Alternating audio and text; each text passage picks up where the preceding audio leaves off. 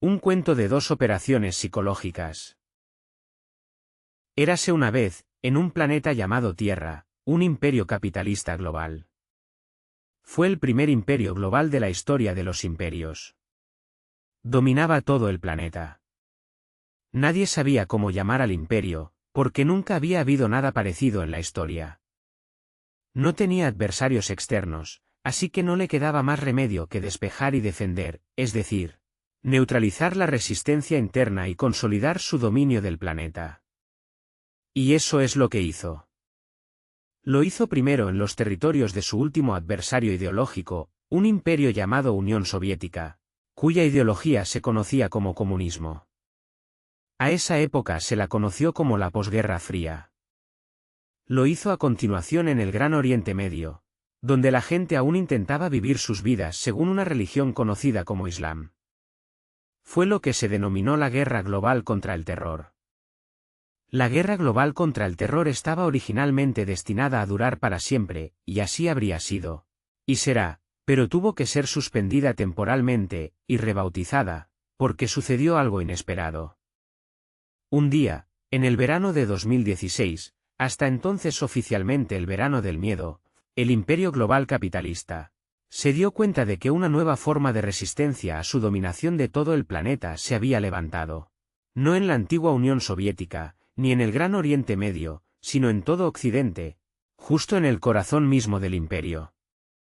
Así se suspendió la guerra contra el terror y comenzó la guerra contra el populismo. La guerra contra el populismo hizo estragos durante 4 años, y culminó con el despliegue de la nueva normalidad, oficialmente conocida como la pandemia COVID. Durante más de 2 años, es decir, desde marzo de 2020 hasta aproximadamente diciembre de 2022, el imperio global capitalista se transformó en una nueva forma de totalitarismo, una forma global capitalista de totalitarismo, que no se parecía a ninguna otra forma anterior de totalitarismo. Este periodo fue la fase de impacto y asombro del despliegue del Reich de la nueva normalidad. La transición al Reich de la nueva normalidad se difundió por todo el imperio mundial. El mensaje era inequívocamente claro. A partir de ahora, habría una nueva normalidad. Sería como un estado permanente de guerra, un estado permanente de guerra civil. Y así, a partir de ahora todo el mundo tendría que prometer su lealtad al rey de la nueva normalidad, y seguir las órdenes, o ser etiquetado como un extremista, un negacionista de la ciencia, un teórico de la conspiración, o algún otro tipo de desviado sedicioso. La gran mayoría de los ciudadanos de Occidente entendieron el mensaje, siguieron las órdenes y juraron lealtad al rey de la nueva normalidad. Pero una minoría considerable no lo hizo. El imperio capitalista global necesitaba neutralizar a esta considerable minoría. La mayoría de esta minoría considerable estaba compuesta por conservadores, libertarios y otras personas básicamente de derechas. Había algunas personas de izquierdas de la vieja escuela, pero eran una minoría dentro de una minoría, y por lo tanto no eran realmente un factor a la hora de neutralizar a la minoría más grande, lo que el imperio se dispuso a hacer rápidamente.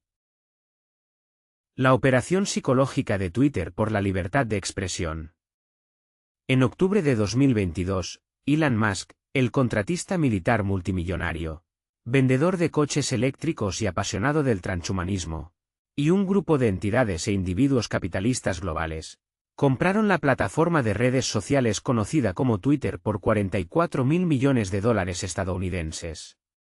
Musk entró en la sede de Twitter en San Francisco sonriendo como un chimpancé y llevando un lavabo, y comenzó la operación psicológica de Twitter por la libertad de expresión.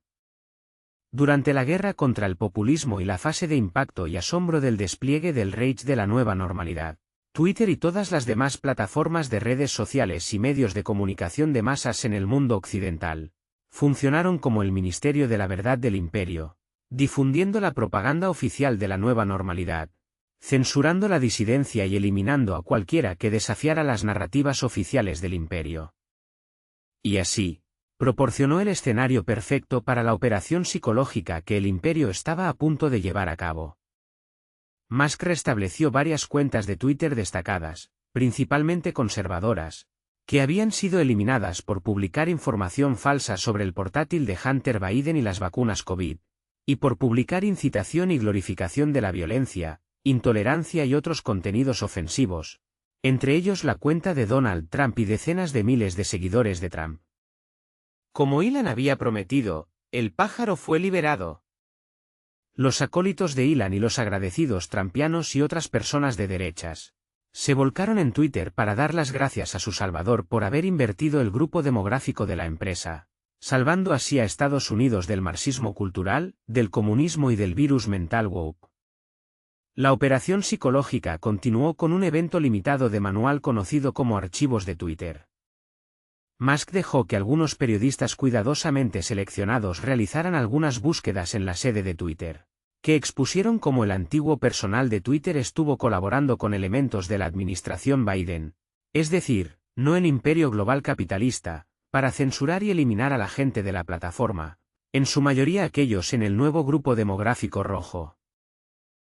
Y era parte de algún complejo industrial de la censura estrictamente operado por Estados Unidos, que no era en absoluto una operación global, y no tenía nada que ver con cualquier imperio global capitalista, o un raid de la nueva normalidad, porque toda la censura y el bloqueo en la sombra, que estaba todo en el pasado ahora que Elon estaba a cargo, era el trabajo de una cábala de burócratas liberales del Estado profundo, que eran todos un montón de comunistas. Estas revelaciones en los archivos de Twitter llevaron a los republicanos en el Congreso de los Estados Unidos a celebrar una serie de audiencias del subcomité sobre el comportamiento posiblemente inconstitucional de la administración Biden y sus apoderados liberales, es decir, no el imperio global capitalista, que obligaron a Twitter y las otras corporaciones de Internet totalmente indefensas a censurar a los estadounidenses, es decir, no a todos los demás en todo el imperio, que estas corporaciones también censuraron de una manera claramente coordinada. Y entonces, justo a tiempo, una vez que la historia se había enmarcado dentro de una narrativa rojo-azul centrada en Estados Unidos, Musk cerró el evento limitado archivos de Twitter, antes de que pudiera hacer ningún daño al propio imperio capitalista global. Durante los 2 años siguientes, Elon y sus compinches inundaron a su nuevo público con propaganda de libertad de expresión en Twitter, biografías sentimentales de Elon Musk y una serie interminable de maniobras de relaciones públicas. Twitter pasó a llamarse oficialmente X. Musk entró en guerra con el Darth Vader brasileño, Thierry Breton y otros comunistas.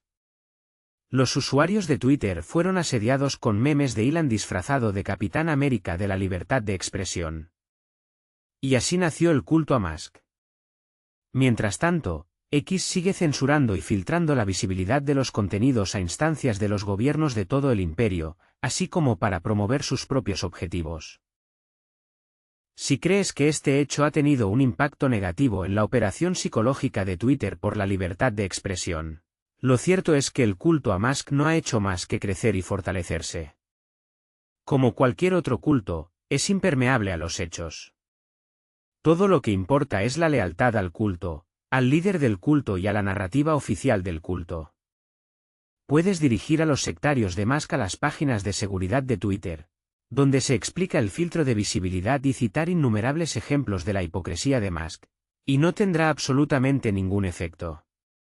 Como cualquier otro líder de culto de éxito, Elon es irreprochable, incapaz de pecar, un dios hecho carne. Pero endiosar a Elon no era el objetivo principal de la operación psicológica de Twitter por la libertad de expresión.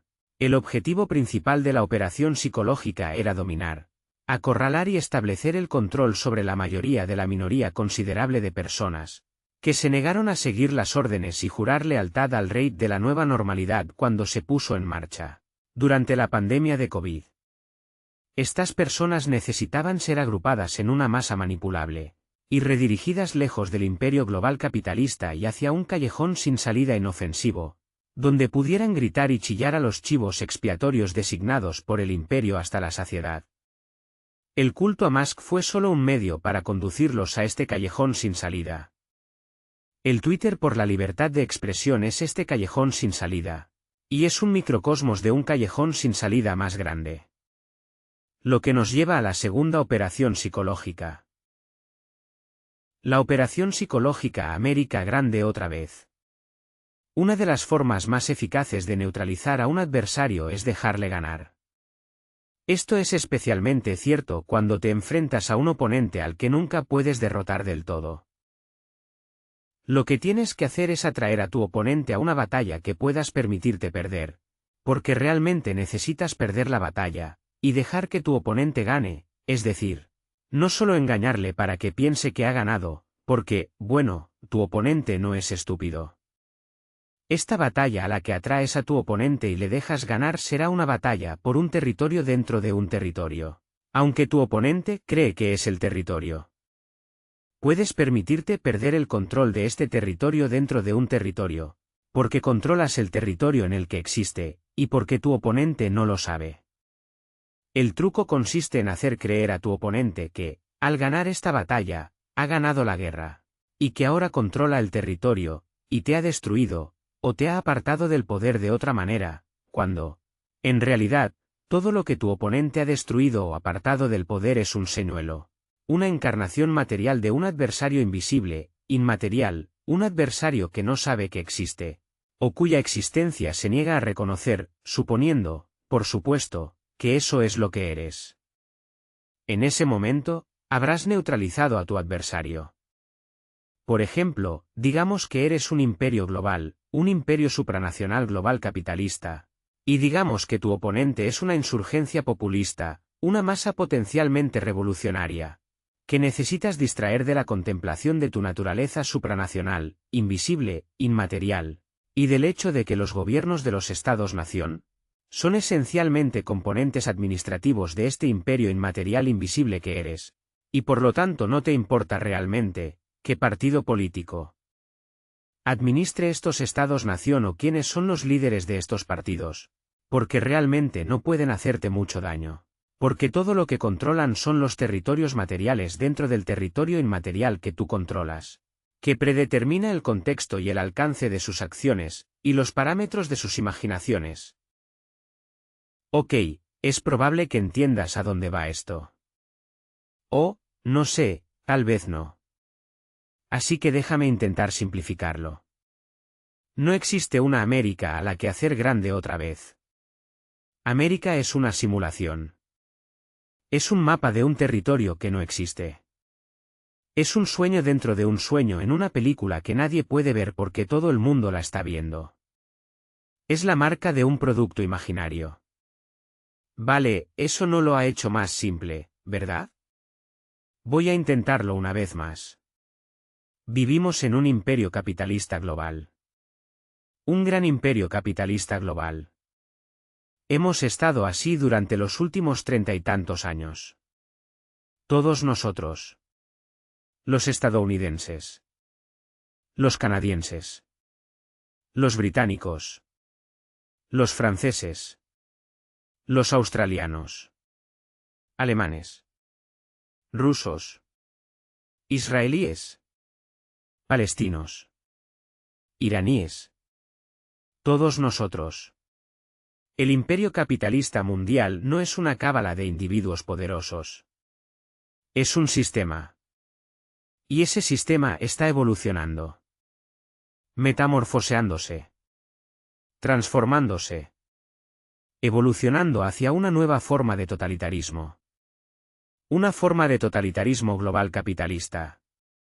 Es el sistema, y no sus servidores, el que está impulsando esta evolución sistémica.